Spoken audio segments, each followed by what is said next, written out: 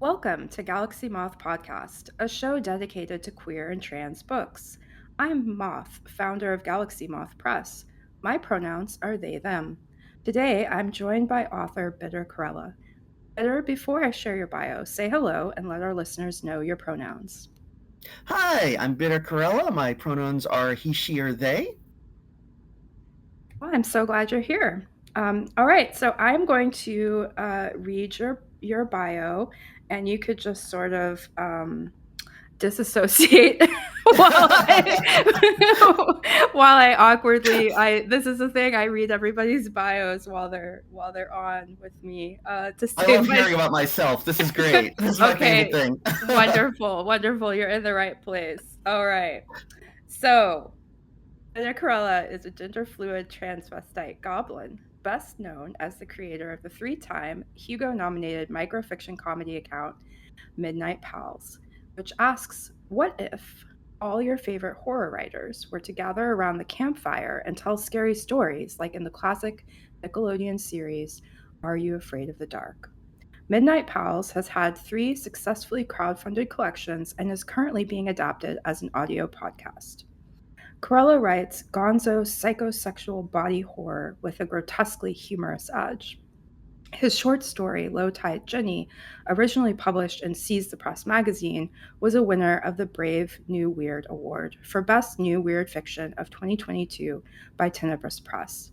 Her work has also appeared in Bag of Bones, Step into the Light from Tenebrous Press, Your Body is Not Your Body, Ghoulish Books, Bound in Flesh, and Far from and Far from Beyond Press, This World Belongs to Us. He's the author and artist of 3 graphic novels and co-host of the podcast A Special Presentation, or Alf Will Not Be Seen Tonight, about comic strips adapted into TV specials. His first novel, Moonflow, debuts from Orbit's new horror imprint, Run For It, in September 2025. Karella lives with her partner, 2 cats, and a tarantula. When not writing, she also dabbles in text game design. Karella is represented by John Baker and Julie Grinchis. All right. What a great bio. Nice. Oh, I love it. I love hearing that every time. It makes me feel so accomplished. Oh, yeah. Well, you should. I mean, that's awesome. And I mean, one of the reasons why I love reading the bios is, to just give that context of, who's in the room with me, metaphorically speaking, because we're not in the same room physically, but virtually in this Yeah. space. Living in the And future here, it's the cyberpunk future where we can do stuff like this. yes, yeah, and we got the light of capitalism to go along with it. Um, Yeah.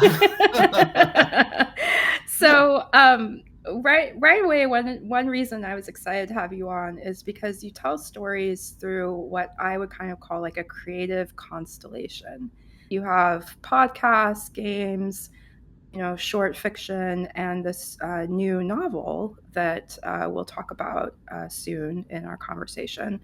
So I'm just really curious. I'd love to hear, when you get an idea, how do you choose which media type to bring it to life in? Like, Oh what's your boy. kind of creative process behind doing that? Um, boy, that's wow, that's a good question. And my answer is going to be like probably like really mundane though and boring because basically I'm just one of those people who desperately needs attention at all times. And and if I'm not like and if I I'm like Poochie and the Simpsons. When I'm not in the room, everyone should be asking, "Where's Poochie?" So I just have so I've just always kind of producing whatever. And I was a web cartoonist for a while. When I was a kid, that my ambition was I was like I either want to be a writer or a cartoonist. Those were my 2 things that I loved because I really loved the aspect of telling stories is kind of the one constant in all the things that I do is like I just love the idea of kind of making a story, and whether it's a comic or written fiction or a text game, that's kind of that's the thing that drives me. That's why, besides my complete lack of musical talent, why I'm not in music. Though you can tell stories with song too, but it's a very different vibe, very different medium. So the I'm mostly a lot of times, like when I'm doing something, like if it's something that's very goofy, I can draw kind of, I can doodle funny pictures. So I can tell comedic stories through comics. But anything that, like, if I want something that's a little more serious, a little weirder, more grotesque, something that would require like the audience to think a little more as they're engaging, not just complete escapism. I like then it's definitely something I would do in words, because uh, I am a little better at. And I'm praising myself here, like, but I feel when in writing I can convey other emotions besides, like, oh, this is pure fun. Um, and so that's why I'm not involved in cartooning as much anymore. I've kind of like I've much more moved over to just pure writing these days and text, just because I feel like um, I personally can express a lot more through writing. I guess what I'm saying is, like, I'm not that good a cartoonist. So that's why it was inevitable that I would move to something else where, I feel like I have a little more, like, a little more ability when it comes to expressing myself in writing. Um, and very often, like, with I was in text games for a while because I had some other friends who were doing them, and I was like, oh, this seems like fun. And it was really interesting. Text games are an interesting medium because um, they're different than writing. You're using, like, when I was doing hypertext games, I was doing horror games, and I found it was really interesting because you're limited in how much you can scare people. It's not like a movie where there's like a soundtrack and special Mm. effects and everything. You've only got text to do it in, and with text games, it was very interesting because you can uh, with a book, you don't have a lot of control over how fast the reader reads it. It's all just on the page. But with a text game, you can, like, you can parse it out, like, here's a single sentence, and you click on something to move to the next one. So you can really kind of pace it out in a way to, like, build tension, which I found really interesting. Plus the fact of, with hyperlinks, you can actually make it somewhat like a choose your own adventure, in the sense that people can they'll you can have multiple links and people have to make choice about where to go, and even if it all leads to the same place, there's this sense of having to, like, make those choices and the fear that they might miss something important, which also kind of, like, helps put them off balance. So because I've kind of wanted, like, I guess what I should say is, like, because as I get older, I'm much more like, I'd like to do horror. I want to, I'm a huge horror buff, and I actually want to do that as opposed to just, doing silly stuff. And so that's why I've kind of got much more into, like, text stuff. Is that's the where I'm able to work in that sandbox. Sorry, that's very rambling, and I feel like I'm just talking about how great I am, but that is my favorite thing to talk about. So, Well, that's why you're here. So, like, we want to hear how great you are. So, thank you. But yeah, I think, like, sometimes I think of myself. I write, but I do other creative things as well, and I realized that, like, at the heart of it, I feel like a storyteller, and the story is going to come to life some way. So, which way I do it through, I've become more intentional about, um, because I think if I'm not writing or creating art of some kind, I'm awake late in the night with a story in my brain that won't let me sleep, and because yeah, it just the story, like, wants um a channel to come forth, and it will find a way. So I think that's really interesting. And yeah, so yeah, okay, yeah. so we touched on it just a little bit, but you have this book Moonflow that is out September 2nd. And this podcast episode will come out right around then. So, tell our listeners a bit about the book, and I'm especially curious about the main character, Sarah. Sure. So, Moonflow, it's a trans splatterpunk horror novel, and it is the basic plot is that there's a trans shroom dealer who goes into a haunted forest to look for a new kind of psychedelic mushroom, and while in the forest, they get lost, as you do, and run afoul of a cult of lesbian separatist hippies and the bound nature god that they keep in their temple cellar. So it's very gory. It's very spicy. It's very psychedelic. So it's a pretty weird book. Lots of weird stuff happening in it, and the the main character, I guess, is Sarah, the shroom dealer who goes on this adventure, and she is she's very much she's based somewhat on a friend of mine who when I was talking to her, and I was like, yes, she was asking about the book, and I was like, so I'll give you a copy of the book you can read, but there's something you should know. There's something you should really know about this book and the main character in it. It's you know, she's kind of based on you, and luckily she was actually like really stoked about that. But so that was good. That was a good thing. I think because when I was writing this, Sarah is, I think, a little unusual in maybe fiction right now. She's a trans woman. She's kind of cynical. She's also she is a fat woman. She's fat. That's part of her character in this, and it's mentioned in the book.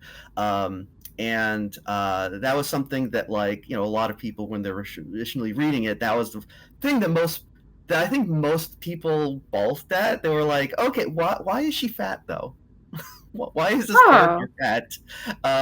Which was interesting, because I was kind of like, well, because it's good representation. But no, that's the official answer. But no, I was actually, because when I was writing the book, I was like, well, this is this is not probably the most kosher thing to say, but it was literally like, well, I think fat people are hot.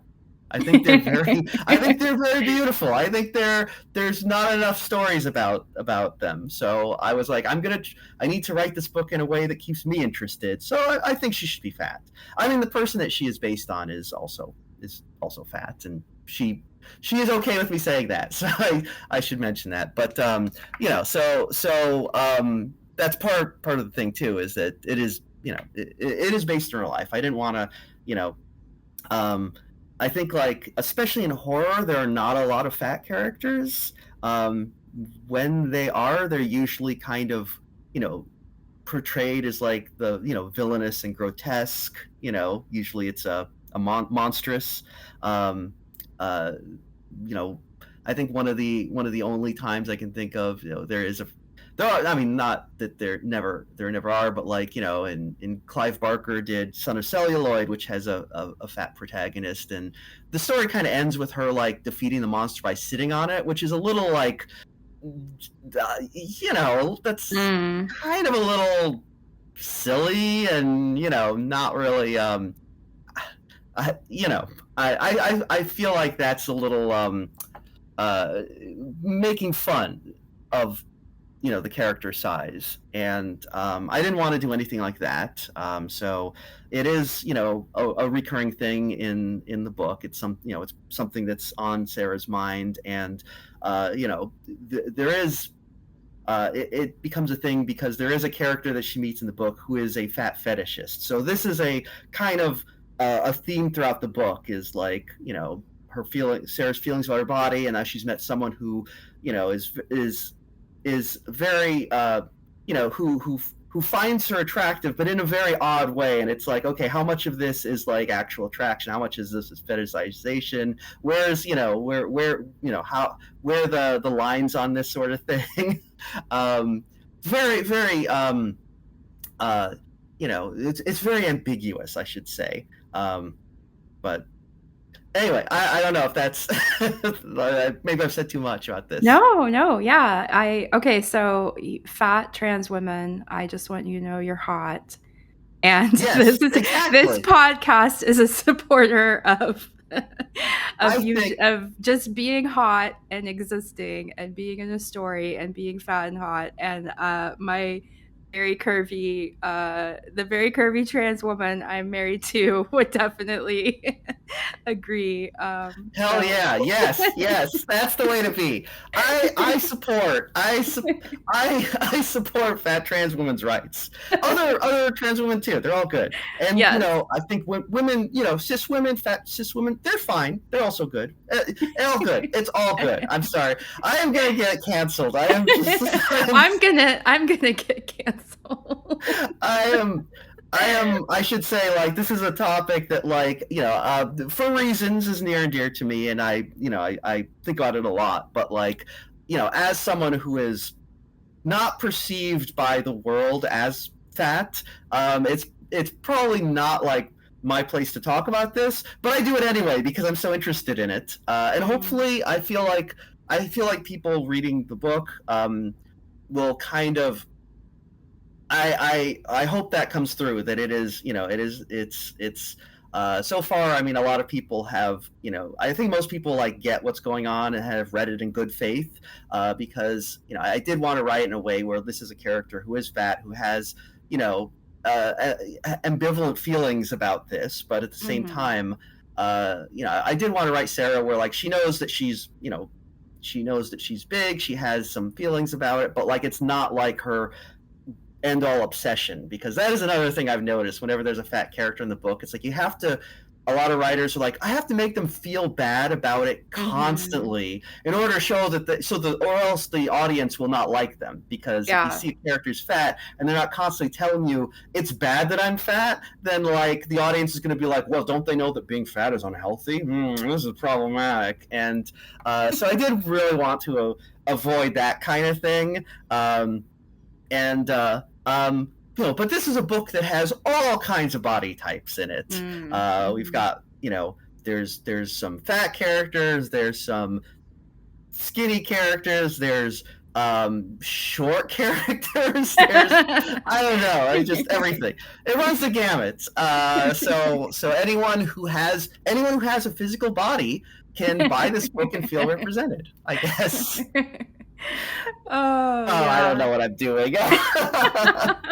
Thank you for having me on your podcast to completely just embarrass you. Oh. No, not at all. I mean, like, I think, part of queer writing that I love is that, it's representing people who larger society don't see as attractive or valuable, or don't understand, don't have, like, if you go into any store in the US that sells, like, home goods and you're walking around in it, there aren't, cute little statues of, a T for T couple, two men, like, kissing, and like, there's statues of cis het couple that you can buy, and there's paintings, and there's, like, everywhere you go, it's cis het, and it's, like, average sized people, which is fine. Like, I'm not criticizing that at all, but it's nice to enter a world where in writing, in a story in which there are large variety of people, and those people are not just stereotypes of their traits. Like, it's not just Sarah is fat, and, like you said, that's the only, you have to, like, drive it home, but it can be played with in the story, and that kind of concept of desire versus fetish. And that's a really common experience for anyone who is outside of the norm. Like, you're going to be fetishized. You're going, like, where's the person that actually desires me as a person and not as a fetish? And I think you know, writing can help us explore that and even play with it in a way that gives it a space to. Yeah, yeah. I think it's interesting also, like, because when I was writing, sorry to interrupt, Oh no, but please go ahead. part of while I was writing it, and one of the things that was sort of on my mind is idea of like, this is a very, I should mention, it is a very sexual book. There's a lot of sex that happens in this book. It's very, Good, very, good. yeah, for people of discerning quality will enjoy this book. There's a lot of, I guess, some of my friends were like describing it as very sapphic because there's a lot of the characters are, or at least I should say, they're all somewhere within the sapphic spectrum because Mm. so there's a lot of that sort of thing happening. And but the idea of like fetishization and like as someone who finds larger people attractive, like for many years, for like the entire time that like I've been an adult with sexual desires. When I talk to people about this, it's always people are like, "Oh, you have a fetish. This is a fetish," and it's like, yeah, I mean, I guess you could say that, but at the same time, people who have attractions that are much more that hew closer to the standard, in parentheses there, those are not fetishes. So if you have a guy who, for example, a guy who's like, oh, I just like blonde women, that's my thing, Mhm. blonde women, and it's like, well, is that not also basically a fetish? He's got a fetish for something, except it is socially acceptable, so we don't call it that. It's like, but in the same way that like almost everything that lives outside the norm can kind of get tarred with the fetish brush. It's like Mhm. how I mean, anything queer basically gets called a fetish at some point, and and it's like a lot of these things. Technically, I mean, how you want to define fetish things can. I'm going to say something very spicy here. Yeah, it's all fetishes because it's like a gay man. He has a fetish for other men because a fetish is something that you need to get off, and he likes guys. Just the way that a straight man has a fetish for women. That's what he needs. It's like a sexuality is just basically a really broad fetish, as far as I can tell. So, but it's the thing where like if we've decided something is bad, then it's a fetish. But if it's good, then it's normal or whatever, something else. So this terminology with fetishization, I think like very often like it is it's used to like kind of denigrate certain attractions. At the same time, I mean, I can see when we're talking about fetishization, we're also talking about people who are own a much looking at someone only for that particular quality, which Yeah. is also kind of it's dehumanizing as well. So like I don't want to be on here and tell everyone like, yes, it's good to be a fetishist. I'm just saying that like it's a it's worth thinking about what these terms mean and when Yes. they're deployed.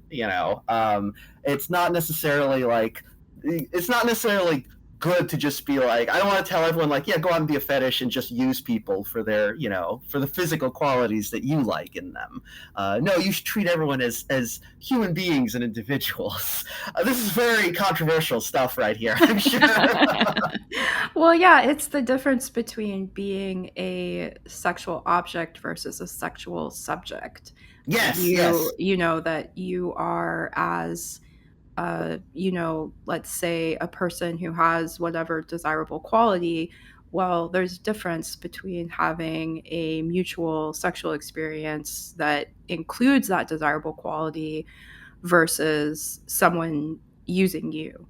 And Yes. it's very clearly different experiences. And even though it perhaps centers on the same thing superficially, it is vastly different. And I think in playfulness in queer literature and thinking about exploring that, that's kind of what I mean, that you get a sense of where's the subjectivity, where's the interiority, what's happening between these characters on the page. And, you know, it's just really, it's something I'm really fascinated by, because it is not the cultural norm. The cultural norm is that there is like a single sexual subject, cis male, and an object that is penetrated, and that's it. Yes. That's it. That's all you Absolutely. get. That's all you get, and yeah, exactly. And it's very much like who gets interiority, like who, Yeah. you know, and it's very limited to, you know, usually like well, in our culture it's usually like, okay, you know, cishet white dude, you know, he gets interiority, and you know, occasionally like people outside that sphere, you know, but like it is very limited. And it's interesting, like the ways in which it's limited, because it's, you know, we usually think about the big ones, like, oh, with race and gender, and you know, we know who gets interiority, gets granted interiority with those things. Yes. But even like other things, like when we're talking about like body size, and that's something that I think, you know, is so ingrained that like most people don't even think about that. Like most people, if you tell them, like, you know, if you talk about how like, yeah, fat people in literature and media and culture very often, like, they don't get interiority, we don't know how they feel about things, they are there as a prop usually to tell someone else's story. And you know, the response you'll get is very often like, well, what else would they be? I don't want to know. I don't want to know anything about them, you know. And that's, of course, you know, and that's only one example, because like disabled people, of course, are like a huge one in that case, like, you know, all sorts. But yeah, anyway, but like it's just, when I was writing, you know, when I was writing this book, bringing it back to how great I am. Yes, you know, let's do it. You know, like this was an interesting, because like I wrote the book, and like, you know, there's basically this cult in the woods. It's this, you know, lesbian hippie cult, and it's I was writing it to be like a little weird and fucked up, because, you know, it's a cult, and who, you know, generally what sort of person would join a cult in the woods? They're, you know, mostly people who have brain issues of some sort, you know, like people who have problems in their lives, you know. Generally, if you're well, I shouldn't say brain issue, that makes it sound like it's like something. I'll just say issues, people with issues. Sorry, I'm using terrible terminology in this, and it's going to get picked out of context and everyone's going to be mad. Okay, but people who have, like, you know, who wouldn't be, you know, what you would normally think of as well integrated, functioning members of society. They're generally marginal people, and so I was writing most of the cult members as being kind of like, you know, they're in this situation, they've been kind of rejected by broader society, and this is like where they fit in. And you know, a lot of the early readers were talking about, like, one of the things that stood out about Moonflow is that I had a lot of sympathy for these weirdos in a cult, even though they are technically the villains of the story. But like, I was trying to write them in a way where like you can kind of understand why they have become what they have become.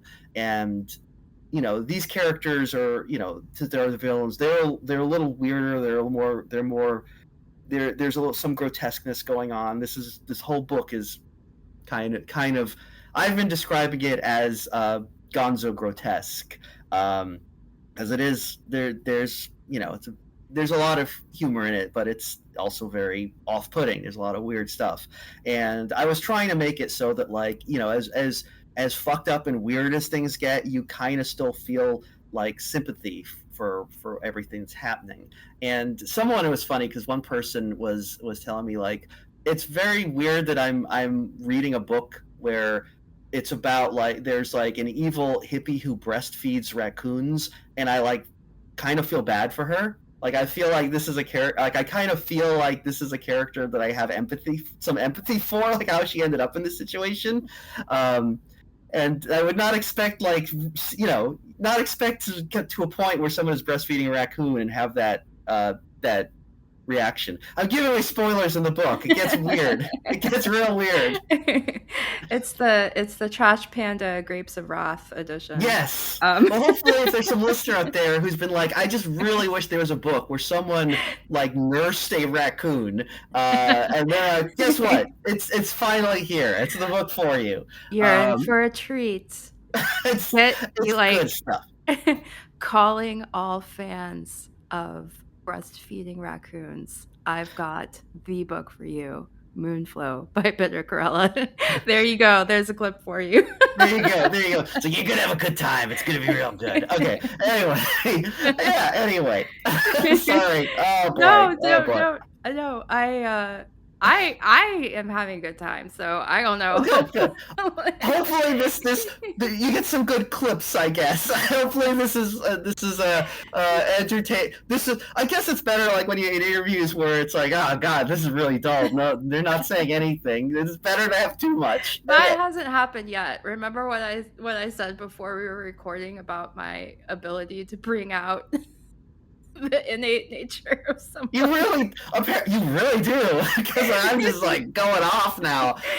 Revealing all secrets revealed. I just do this. I have that aura. Like I go to the rare times I go inside of a grocery store and I don't use the self-checkout because it's broken. The person that checks out my groceries will be like, hey, how are you? And I'll be like, I'm okay. And I'm like, how are you? And then suddenly they're telling me like their life story. I just have that ability. So okay, well I want to take us into the world of cults, because there's like looking at that constellation of storytelling that you have that I talked about earlier.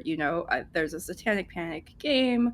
There's I read This Household Believes in Science, which I really loved, and it has this cult family setting in a microfiction, a really well executed it felt like a real world, even though it's thank you flash fiction. So I'm really I have a lifelong interest in cults, and I actually I used to live in Los Angeles, and I lived a few just a block and a half down from where the La Bianca murders took place. And that was just kind of I didn't know that, and that's not why. I was not I went to live in a neighborhood haunted by the Manson family. That is not. You weren't involved. That was not my intention. It was just okay, wow. So I'm just really fascinated with cults being such a thing in the United States, to the point where while you were describing that cult and people, marginalized people finding a group to belong to, I was really thinking, at a certain level, cults are just baked in. People might not identify their job that they go to as a cult, but for the more average everyday person, you could make an argument that a lot of the things we associate with in the US have a cult-like energy around them. A cult, there's a cult-like leader or figure in a lot of movements, and so it's almost like marginalized people can't join the regular cult. They need to make their breastfeeding raccoon in the wilderness cult, because everybody else has a cult. Why not us? And so just kind of, I would love to hear your take on this kind of general concept of this, why the US is just, it's such a fertile ground for cults. What's up with that? Yeah. I mean, the U.S., I'm sure that you get them everywhere. I mean, I'm sure, but I'm sure the too. U.S., but as an American, I'm most familiar, and I just feel like America is such a, I guess to some degree, because we have this founding myth of this is the place you come to find yourself, and you can be anything, and it kind of and it does kind of breed that idea where like so many people are like, hey, maybe I'm the Messiah, and you could kind of I think that's sort of baked into like what America is. And I mean, America, like I guess because we are a country, like, a lot of countries are just like, I'm gonna slag on other countries. It's like, oh, it's a geography. It's a country that has like it's just been there. Like Mm-hmm. China's been there for like what 2,000 years, and like England's been there for what, I don't know, almost 2,000. They're old countries. America's a young country, and in some ways, because we are a younger country, it's like we have these founding myths that are based so much more on like ideas and like telling us who we are. And I think like that kind of is kind of breeds this idea of like we need to define ourselves. And it is, I mean, America is basically a giant cult, especially now. Everything's a cult. Oh my gosh, yes. It's you see like it's like we are basically being run. This is a country. What if you ran a country like Jim Jones? Pretty much is what's happening now. Right. And when I was saying before that, like like um a fetish, like I was saying, I didn't say it specifically, but like I was implying that like, oh, sexuality is basically a fetish with an army, in the same sense that a religion is a cult with an army. Mm. Like if you have enough people who believe in who believe in a wacky thing, that thing becomes a religion. And by sheer numbers, oh, we all have to pretend it's real. We all have to like, just it becomes part of like reality, because we just have to pretend like, oh, okay, we have to respect, we can't go around insulting Christians or Jews or Muslims or Hindus or I mean, people do, but they shouldn't. I'm trying to think. Those are religions, right? Those are Mm-hmm. religions. But like, if it's like a small group of people, like, and it hasn't made the jump from cult to religion yet, then it's like, okay, that's one you can kind of you can shit on that one, because it hasn't become real. It's still just a wacky thing. Like at this point in time, Zeus doesn't have enough followers that we have to respect him as a god. We can kind of make fun of him because he doesn't have a quorum yet. He did at one point, but those days are long past. And like with so there are like, it's interesting what would draw people to particular kinds of cults, because there are so many sorts, and I guess a lot of it, I mean, I think probably just the underlying thing is really like, if there's a person who's kind of magnetic, and they can kind of they have that aura of being a leader. People, being alive and functioning in the world is terrifying, because there's so many things you have no control over. You can't Mm-hmm. predict what's going to happen day to day. Like, I could get by lightning, and the universe is chaotic, and who knows. And the lure of the cult is, here's a person who can basically who says to you, if you just believe in me and subsume your identity into mine, you don't have to worry about anything. Everything will be fine. And and that's very often not a healthy way to live, but it's very tempting. And you see that with like all kinds of cults, and to some degree the trappings around the leader, that's just flavor text. Something may, if it's very often, because we live in a country that is predominantly Christian, at least culturally, and the background radiation of America is very Christian. Christian cults are the ones that I think like mostly draw people in, because you find that that glorious leader, and they're Christian. You don't have to make a big mental switch. You're like, oh, okay, I already vaguely believed in this stuff anyway, and now I found a guy who like can make it so that I don't need to worry about anything, and I'm just going to join that. But you also see like other cults, like if a lot of cults about aliens, right? Like there's a lot of the aliens are coming to take us away to the glorious planet Blistopia or whatever.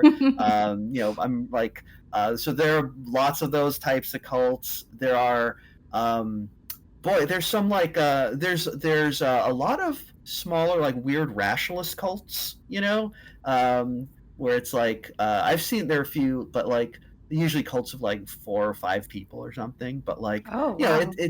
yeah, like I'm trying to remember the name of this one. I can't remember it anymore. There was like some like woman who was like, I am a total rational being and I understand, I'm, the sole arbiter of rationality. And she managed to attract like, 5 other people who are like, wow, you seem like really rational. I think we should all just do whatever you say. And I remember because it ended up with a few murders, so it didn't go Oh, well. But no. Oh, no. I was laughing, but now I'm like, "Oh, no." I mean, every cult seems to end that way. But Yeah. Yeah. in fiction, you get a lot of like satanic cults, but like you get fewer of those in real life. I mean, I think because again, people kind of go with cults that already tell them Mhm. what they sort of believe, and you don't get a lot of like actual Satanists. That's kind of Yeah. mostly just you get a few edgelord teens who like it, but in general, I mean, it's when you in general, I think Satanism is not a good deal. Because it's like, oh, worship this evil being. People are like, nah, it doesn't sound like it would go well for me. So you don't get a lot of that kind of cult. I mean, I'm sure you do, but it's mostly a lot of the Christian cults around here. But every religion is basically a cult. They all do that stuff. Man, I'm being satirical toward religion. Oh, I wouldn't want to be the Pope right now. I bet his face is red. I was raised Catholic, so like that's probably a lot of my interest in cults comes from that, because like I remember going to church as a kid and being like, none of this makes any sense. I don't know what we're really doing, but we're all doing it in unison, and there seems to be like the fact that we're all doing it gives this power. That's what gives this insane thing we're doing.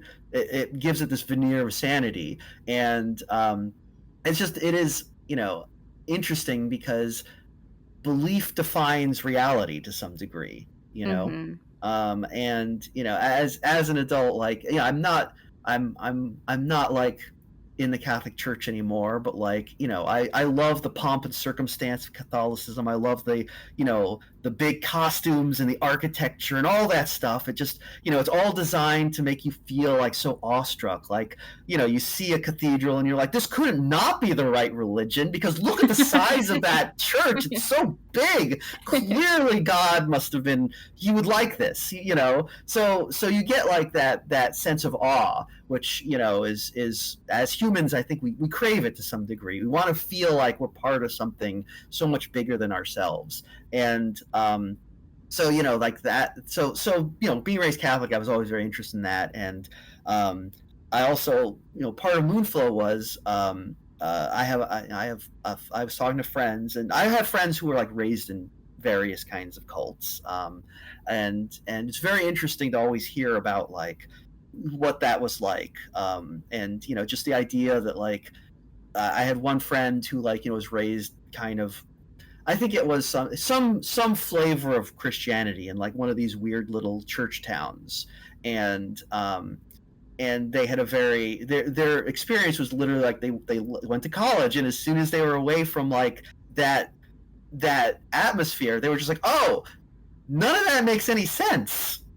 Why was I doing that? And it was just like as soon as they were out of that like when you're raised when you're in the belly of the beast, you don't notice it, but as soon as they were away, it was just like, oh, like the scales falling from their eyes, and lots of stuff like that. I was actually, sorry, I'm really rambling right now, I apologize, but I was kind of briefly in a cult, I guess, when I was in college. Not This was not being Catholic, which is its own cult, but like Mm. when I was in college, uh, so this is embarrassing, but basically there was like, oh God, what was it? It was some sort of Christian thing. There was like a pastor who was very, very youth pastory type guy, and Mm. he ran like kind of revival meetings on campus in the student union. They would rent the auditorium, and he would give a thing, and people would like get excited and jump around, that whole thing. And I Yeah. remember like wandering into this one day because I just happened to be in the student union, and like and they were talking to me, and I was talking to there was one guy there who ended up, he was actually like in my same dorm, so we became friends, and we roomed together the second year of college. And it was this thing where I realized, like, oh, I guess I gotta keep going to the meetings because my roommate is involved. And I guess it was weird. I don't know what my logic was. I don't really know what the logic was, but I was kind of thinking, like, well, I want to try new things now that I'm in college. I want to meet new people. Hey, this cult is a great way to do that, And it was very weird because I was like, I don't really believe in any of this stuff. I'm just kind of here being polite about it and trying not to like commit too much, because I would just be like, they'd ask me stuff and I'd be like, oh yeah, it's great,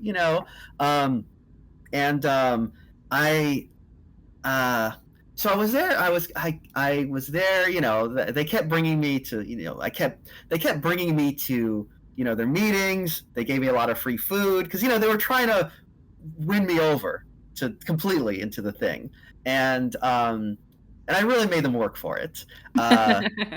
And I think like what really happened is one time finally the pastor, I think, was like, I'm tired of this, shit or get off the box. And not the box. Yeah, the pot. Sorry, that's the phrase. You shit in a pot, I guess. And he kind of gave me the hard sell. The like he got me alone, and he was all like, "Okay, now let me tell you about like Jesus for real." And he was really doing the thing like, "Are you ready to accept this tonight?" And I was just like, and honestly, I was like, I suddenly realized, like, I can't just say that, like, yes, I believe in all this and I accept Jesus and I am a Christian now, because I don't. And I know that I don't. I know that I don't actually believe this. And I can't lie because God would know. God would know if I was lying. And, and I can't. And I was just like, so like, and I remember because he was doing this and I started having a panic attack. Oh, no. And I was just like, I don't know what to do. I do not know what to do. And he was asking me, like, do you accept Jesus? Can you do that now? And I thought I was going to die. And he wasn't like, threatening me or anything, but I was just panicking. And I just said like, I can't do this. I can't do it. I don't have, even though, raised Catholic, I don't have that particular religious bone in my body where I can, where this feels right to me, where this feels like this particular thing. And I mean, I am spiritual. I do believe, I'm kind of like one of those people who, I don't know what's out there, but like, I tend to, I feel possibly just for my own, sake of peace of mind, sometimes think there's something out there. There's some greater force, but I don't know. But this particular but Christianity as it exists in America, and even this one, which was a nicer form of it, I can't really get with. I mean, part of that, of course, is what I am. I'm gender fluid. I'm trans, and I didn't know it then, but I knew that I wasn't fitting into this, and I was just kind of. So I was like, no, I can't do this, and I was like after that, like terrified, because I was like, I just basically damn myself to hell. I'm going to fucking hell. That's the one thing you can't do is reject Jesus' love. God's gonna be pissed at me. And I was just like, I was kind of like scared after that. And it's interesting because I realized, like, I've had experiences like that, and sometimes you feel like, you start panicking and you feel like and I knew when I was in that situation, I knew when I was panicking and he was asking me this, I knew if I say yes, and I go just say like, I'm going to be part of your church, I'm going to accept, your Jesus here, I knew that the panic attack would end and I would be fine. And and I was like, oh, okay, this is what happens when people have religious experiences. They feel that fear, and they know that if they say yes to this, that fear goes away. It just goes away, and you're fine. And that's why you join a cult, so the fear goes away and you just feel like, I am fine. I am like saved now. And like, it was very tempting to say yes, but like I said, I just knew that if I did that, it would be a lie. And I was like, I can't do that because like that makes you doubly fucked. That's even worse. That's even worse than like saying no. It's like lying. It's when you're talking to God, you can't like cross your fingers behind your back or something. So so that was like so that was like a very for me a very like a very formative cult experience, I guess. Other people have had much deeper involvement with cults, and but like that was kind of my dabbling in one. And so I kind of I get why people get swept up in it. It's just such a it feels so good to let go, and to just realize that you don't have to have that. You don't have to carry the fear of being alive in your heart anymore. You can let someone else take that away. Anyway, that's really rambling. No. Thank you for listening. Thank you for listening. Yeah, no, all the dark secrets come out. I think like it touches on that story that the way that you tell it. Like there's the element of the absurd, like the dark humor in being trapped with another person who's insisting like you need to believe in my interpretation of this and tell me right now that it's horrible, and yet it's also it's so absurd to be in that situation that there's this humor in it. And I think about I've had a few brushes with cults that nothing that I did not end up. I think I'm just too introverted and autistic to like to like actually like show up regularly to things. So I think it kind of yeah, it's a lot. That's a lot for my social battery to have to deal with. Like being in a cult, that's a big commitment. Like I don't know. But I did have this experience where I was invited to this Halloween event that I thought was truly something to do with Halloween. And this is in the early 2000s, so you probably know where this is going. And maybe these still exist, but it ended up being like I think they call it like a hell house or something but it was on stage. So it was a play in which it was this series of vignettes. So instead of going through and walking through a haunted house that was telling you, in each room that you're going to go to hell, and here's like what's happening, it would, the lights would go down and they would just change the set and they would come out and do so it was at a theater. So I really thought it was going to be something interesting, and it was interesting, but not in that way. Like it was like this terrible series of events, like this girl having an abortion and then she dies and goes to hell and all just terrible things. And then at the end they did this altar call, like this really charismatic preacher type guy is out there like crying and yelling, and they're taking people back behind this curtain where they have counselors. They call them counselors that you could go talk to, and then that person is behind that curtain enacting exactly what you described as happening, in that you need to accept, like you don't want to end up like the people in this play. You need to, and I think back on it, and it was such a it is like absolutely horrible, and yet there's also something inherently funny about, this is how I'm going to present my supposedly deeply held spiritual beliefs in this very ugly dry like fast food drive-through kind of experience of the theater.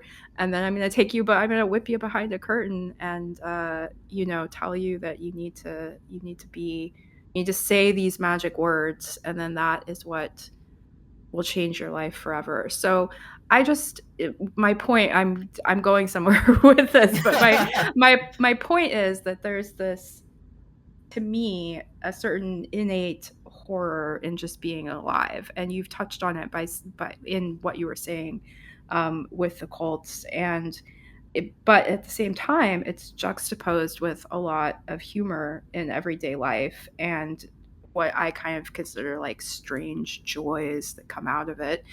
And so I find horror as a genre really helps me deal with other things in life, or, it's not for me escapism as much as I feel like I'm engaging in something that is telling the truth about life in a way that other genres maybe don't, even though I do like that's probably too limiting, but like there's this intersection of horror and humor and how life actually works. And so I'm just kind of interested, like how you use that in your writing, how that kind of horror and humor shows up in Moonflow.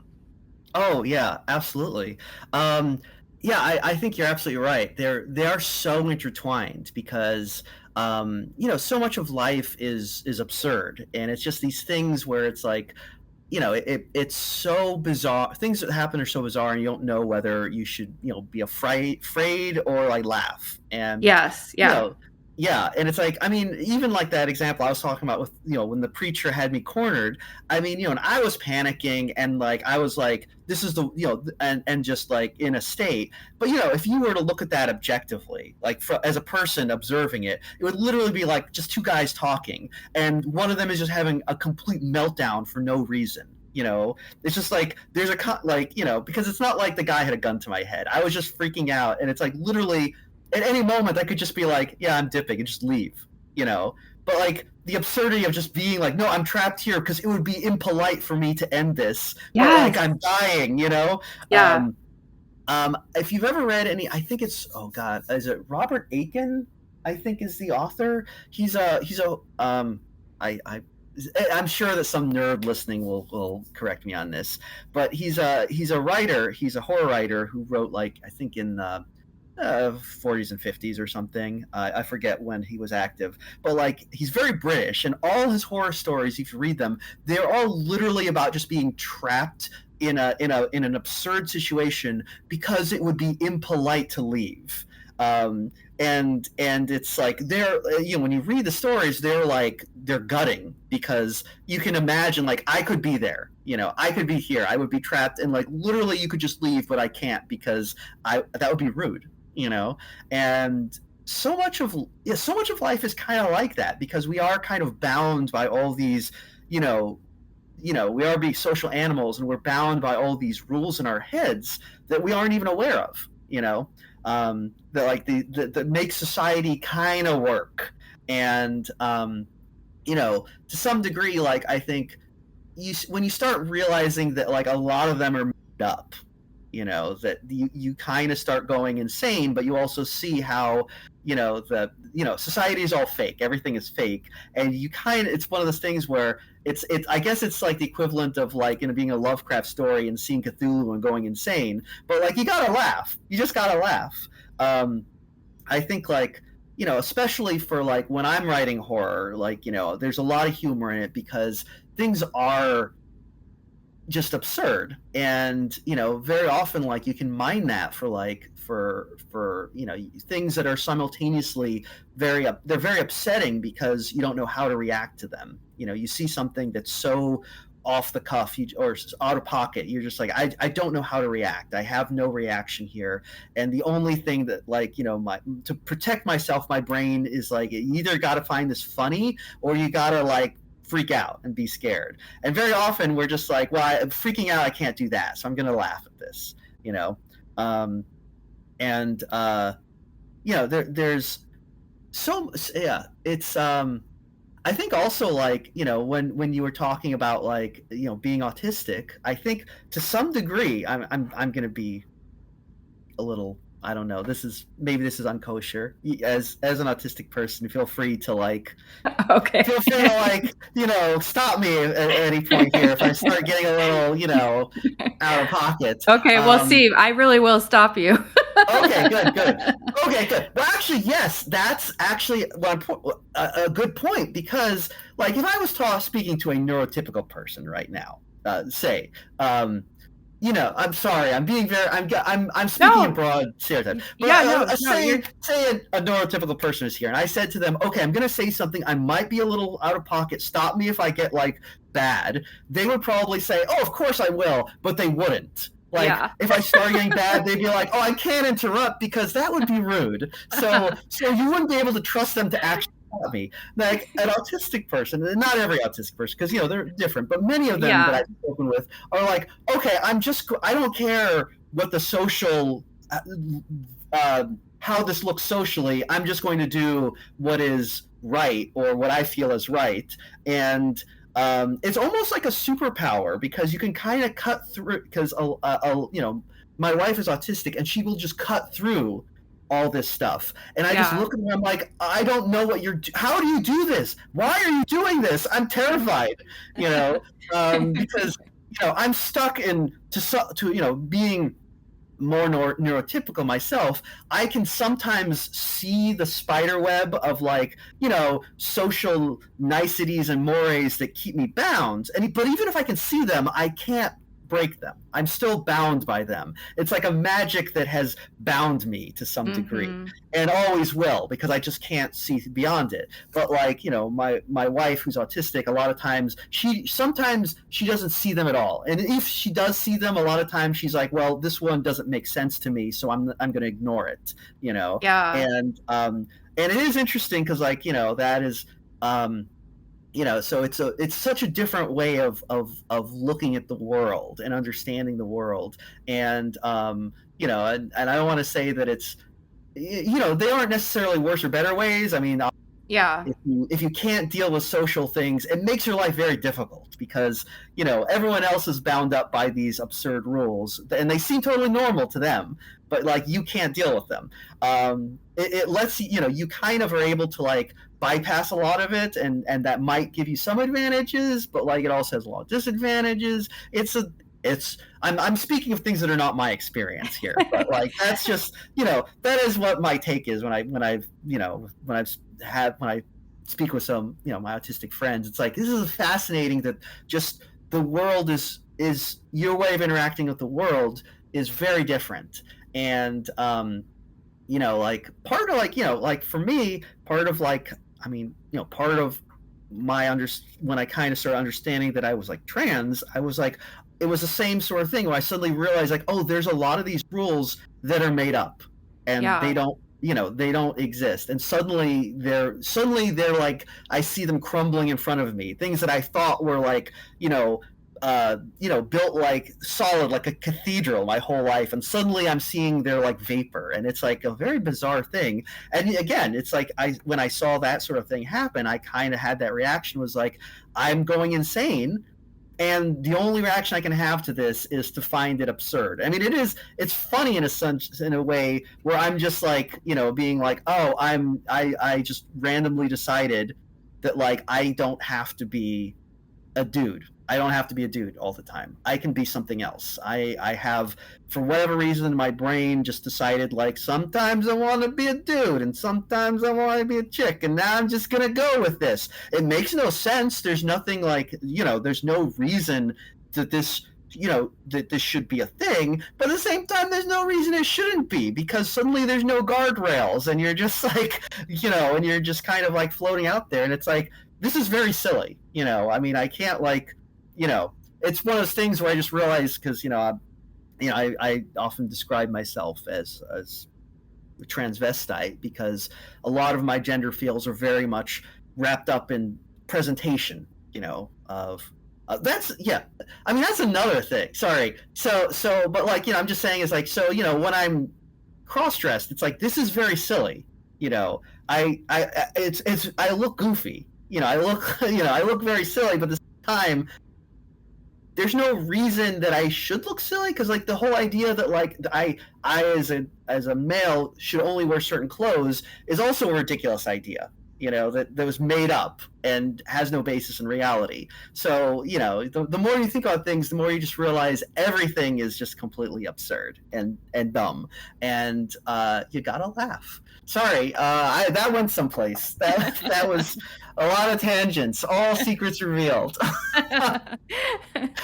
No, but I that really gets to the heart of what I was asking, what I was saying, that there is this inherent absurdity in life, and even some of that itself is horror. The fact that not everyone sees or accepts that, to me, that's scary. Like, as Yeah.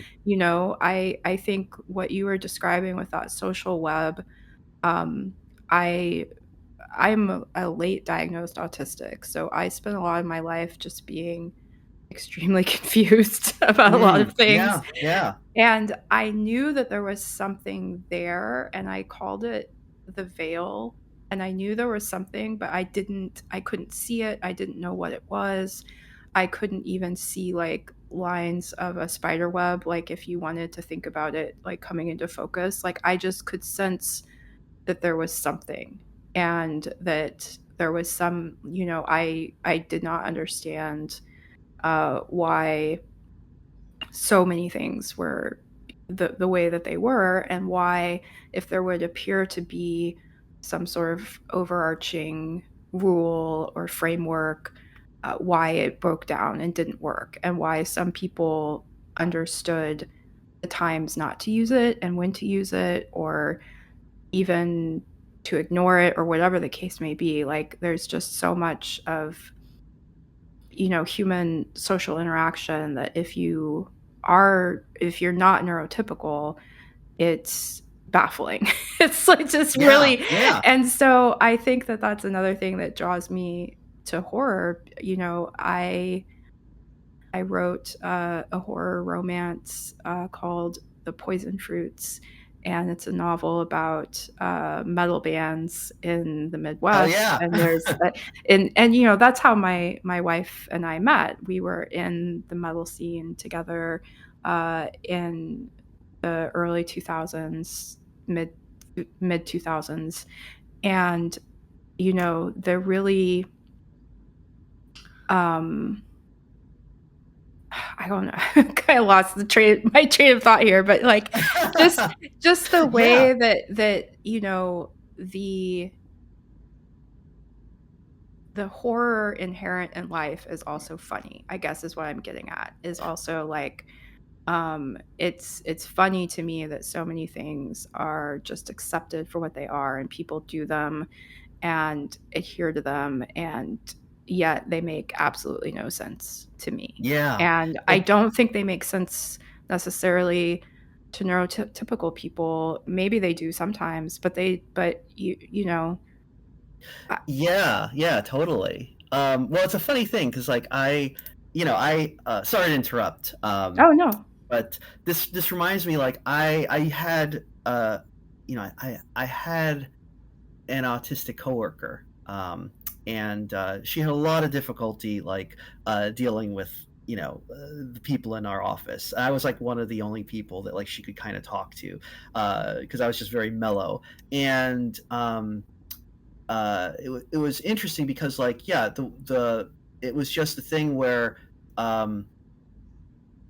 like, she was saying, like, to me, she was like, I'm frustrated that, like, people can't just you can't she was like, you can't just say, why can't you just communicate? And I was saying, like, well, you have to understand. I was telling her, well, here's the thing with neurotypical people, we can't communicate with each other either, because like a neurotypical person, you're talking to each other, and it's like, yeah, they're the words, but there's also the body language, the facial expression, the tone, there's like the situation, there's like 100 variables, right, in every single interaction. And neurotypical people, who in theory can pick up on all those little nuances, they get this fucking wrong all the time, and they're always, like, getting it wrong. And then an autistic person who only can go, can't pick up on body language, can't pick up on all those other aspects. They can only pick up on the verbal, what is verbally said. I mean, I'm I'm making assumptions, and No, I mean about that's like, true. That's very true for me. yeah, I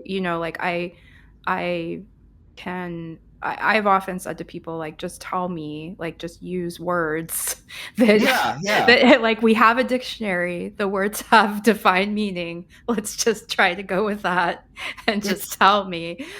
Because I think the other thing is I have and a lot of autistic people experience, not all, but a lot of autistic people experience this level of empathy where we're sensing we're sensing that there's an undercurrent that doesn't match the yeah, words, but we don't know what that is. And we feel for the person, but we can't.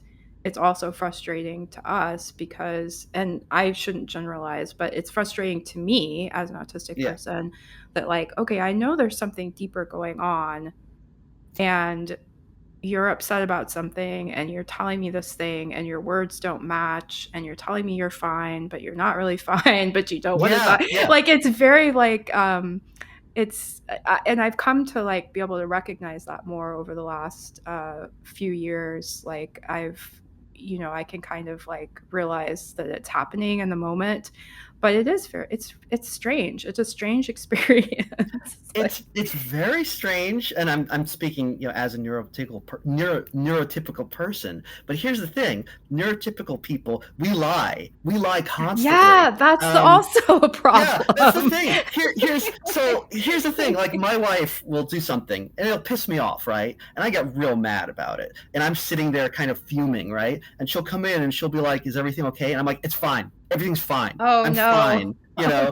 And she's like, she's like, "You don't seem fine." No, I'm fine. Because Yep. I'm thinking, my thought is, this is my thought process. I'm really fucking pissed off. I am showing how pissed off I am through all this body language and everything here. And if you loved me, you would know what was wrong.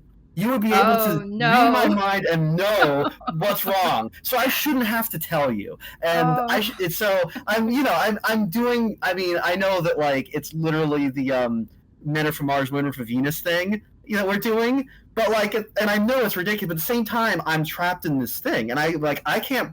I have to do this. This is, the only way that I can express when I'm mad is going, "I'm fine. Everything's fine."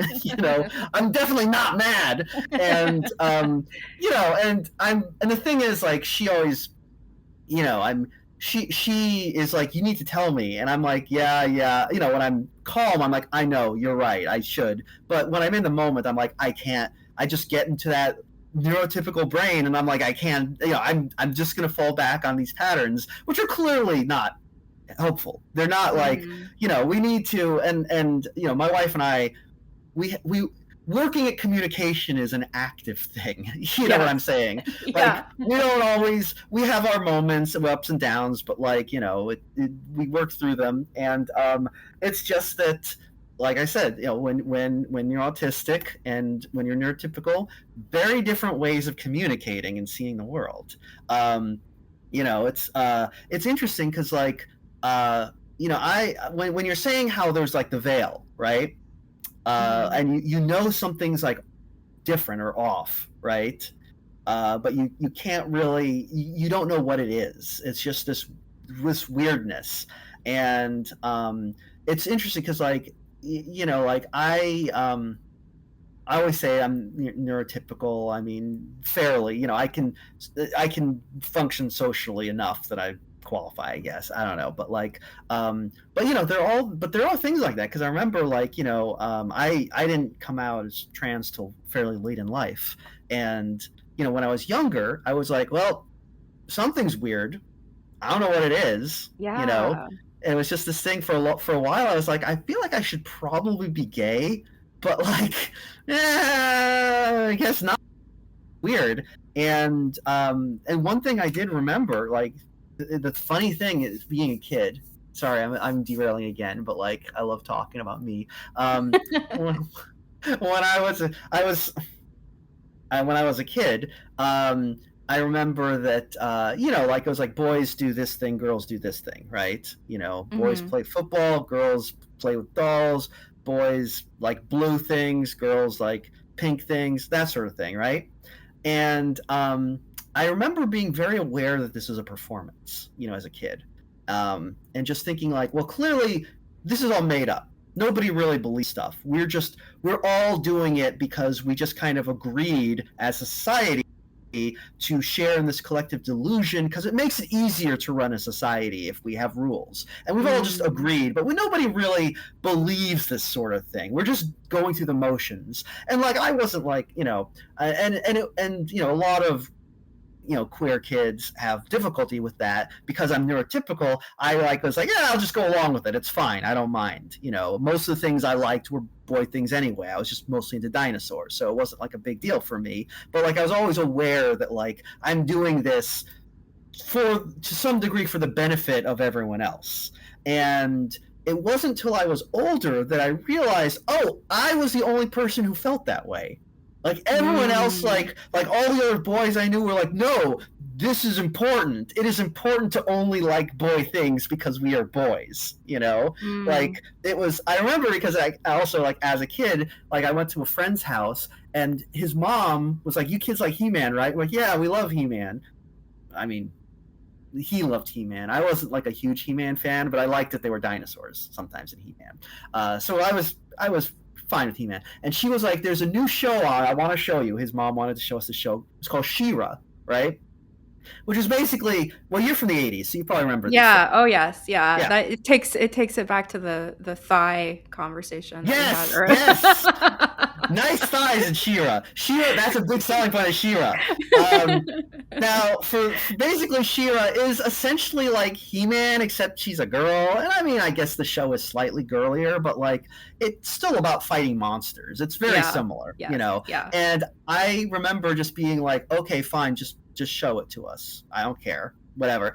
And this friend of mine like literally fell on the floor and threw a tantrum. He was like, I don't want to see a girl show, and just like going insane. And I just remember at the time being like, what is the fucking big deal? Just show us an episode. Who cares?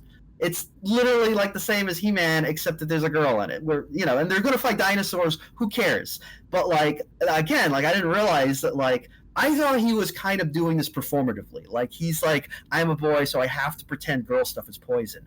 I thought it was like a show. I didn't realize like no, he actually that is his actual belief. Like in his heart, that is how he feels. Like, and not that it's he has a strong male gender identity, so that's how he feels. Yeah. Not as wrong, but it's different from how I feel. Like I just feel like I don't. It's all made up. It's all fake.